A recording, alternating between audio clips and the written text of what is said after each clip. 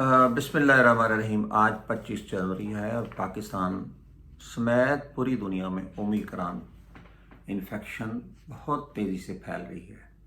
लेकिन तसल्ली बख्श बात यह है कि हॉस्पिटलाइजेशन भी कम है, मोर्टेलिटी भी कम है और लोग बहुत जल्द रिकवर हो रहे हैं। उसकी वजह क्या है? ये कोरोना वायरस की नस्लें पिछले 2 सालों से फैल रही हैं और लोगों में अब इतनी इम्यूनिटी हो गई है कि आने वाले किसी भी वायरस को प्रोटेक्ट कर सकें इसी नस्ल के। एक बात। दूसरी बात यह कि काफ़ी हद तक पूरी दुनिया में, पाकिस्तान समेत पूरी दुनिया में काफ़ी हद तक वैक्सीनेशन हो चुकी है। जो वैक्सीनेशन हो गई है वो भी आपको काफ़ी मुफीद साबित हो रही है। अब ये बताएं कि हमारी जो री इन्फेक्शन और ब्रेक थ्रू इन्फेक्शन क्यों होती है? नंबर 1, ये देखा गया कि अमेरिका में देखा गया, कैलिफोर्निया में और न्यूयॉर्क की एक स्टडी है और ये अभी शाये हुई है, एक लेटर्स हैं और उसी के अंदर 1 मिलियन के करीब 1 मिलियन के करीब लोगों पर स्टडी की गई है। न्यूयॉर्क में 3,55,819 लोग इसी में शामिल हुए और कैलिफोर्निया में 7,52,781 लोग शामिल हुए।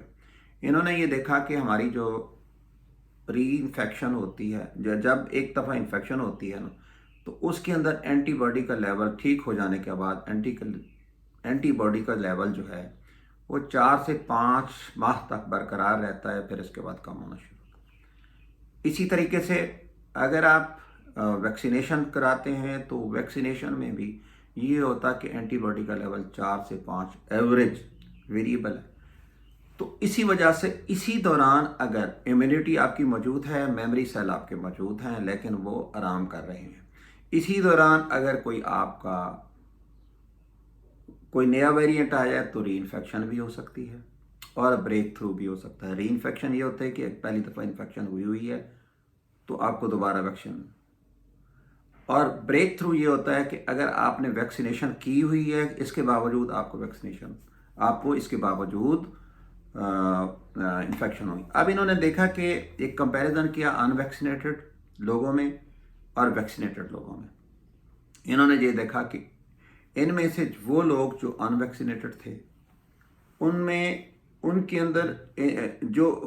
अंदर इन्फेक्शन ज़्यादा हुई और जिन अनवैक्सीनेटेड थे वो तकरीबन 4 से 6 गुना कम इन्फेक्शन हुई।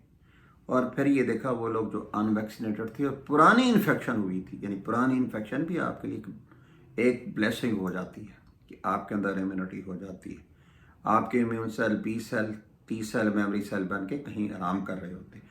जब इन्फेक्शन होती है तो वो दोबारा अपना काम शुरू करते हैं 3 से 4 दिन के अंदर।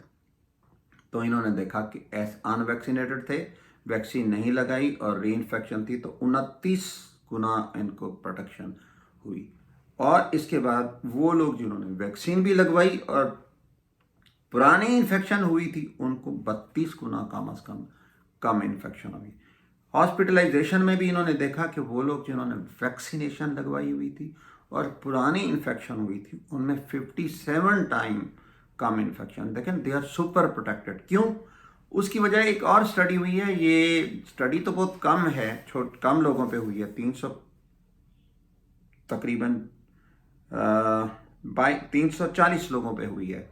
तो उन्होंने देखा कि इनमें से ये ताइवान की एक स्टडी है कि इनमें से ये 340 लोग जो थे बीमार हुए, इनमें से ये हेल्थ केयर वर्कर थे और उनको अब दोबारा भी उनमें से 8 लोग ऐसे थे जिनको एस्ट्राजेनिका की 1 या 2 डोज लगी। उनके अंदर यानी 18 साल पहले 2003 में उनको कोरोना वायरस 1 से इन्फेक्शन हुई और अब जब उन्हें 1 डोज वैक्सीन की लगाई गई या 2 डोजें एस्ट्राजेनिका की लगाई गई तो उनके अंदर 4,000 टाइम उनके अंदर एंटीबॉडी का लेवल टीटर बढ़ा। यानी उनके अंदर 4,441 यूनिट पर ml उनके अंदर एंटीबॉडी का लेवल था एज कंपेयर टू जिनको पहले इन्फेक्शन हुई थी और अब एस्ट्राजेनिका लगाया गया तो उनके अंदर क्या था, 65 यूनिट पर ml। तो इसका मतलब है कि 18 साल पुरानी इन्फेक्शन हुई उनके मेमोरी सेल अभी बड़े थे। जब मेमोरी सेल बड़े थे तो ये ड्यूरेबिलिटी है, ये ड्यूरेबल है, ये इन्फेक्शन इम्यूनिटी ड्यूरेबल है। तो 3 चीज़ें हमें इससे जहन में नशीन करना चाहिए कि अगर आपको पुरानी इन्फेक्शन है और अगर दोबारा इन्फेक्शन होती है तो आपके अंदर माइल्ड होगी, आपके प्रोटेक्टिव हैं। इसको कहते हैं क्रॉस रिएक्टिविटी। कितनी है?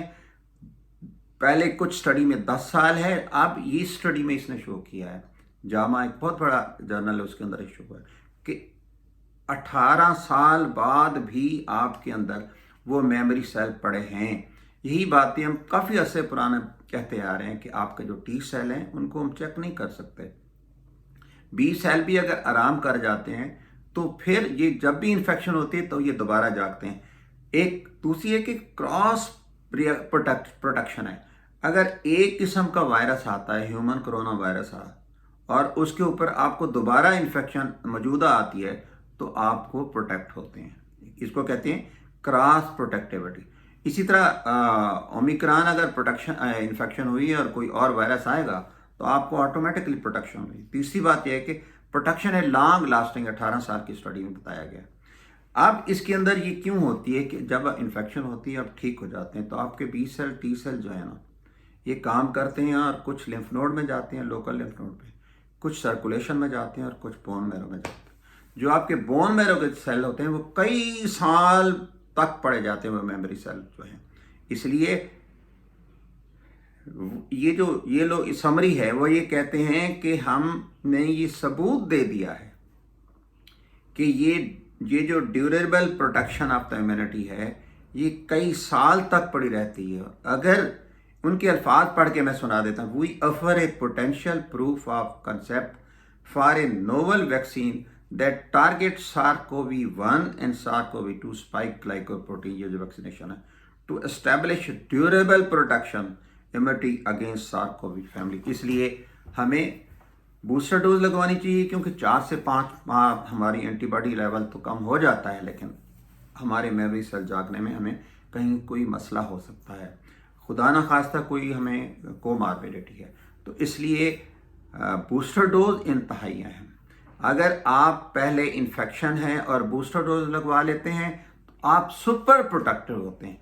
तीसरी बात यह है कि अगर आपको पुरानी इन्फेक्शन है और आप वैक्सीन नहीं लगाते तब भी आपके अंदर प्रोटेक्शन तो है, लेकिन उसके मुकाबले में नहीं है कि अगर आप वैक्सीन नहीं लगाते।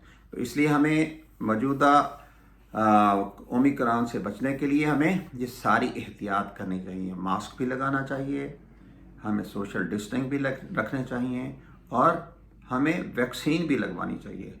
अगर वैक्सीन की 2 डोजें लगवा चुके हैं तो बूस्टर डोज लगवानी चाहिए। अल्लाह ताला आप सबका हामी और नासिर।